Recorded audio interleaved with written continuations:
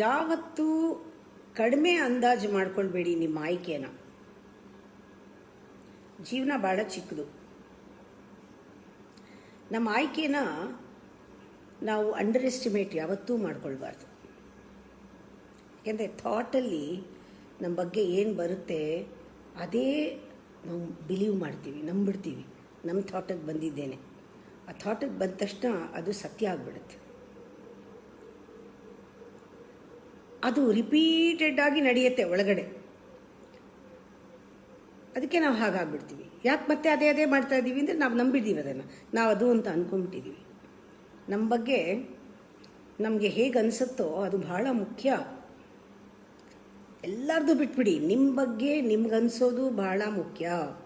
What you consider yourself to be is very very important. ಅದನ್ನೇ ನಾವು ನಂಬೋದು, ಅದನ್ನೇ ಎಷ್ಟೇ ಯಾರೇ ಏನು ಹೇಳಿ ಅದನ್ನೇ ನಾವು ನಂಬೋದು, ಅದೇ ಮ್ಯಾನಿಫೆಸ್ಟ್ ಆಗೋದು. ಅಂದಮೇಲೆ ನಮ್ಮ ಆಯ್ಕೆ ಅಂಡರ್ ಎಸ್ಟಿಮೇಟ್ ಮಾಡಲೇಬಾರ್ದು.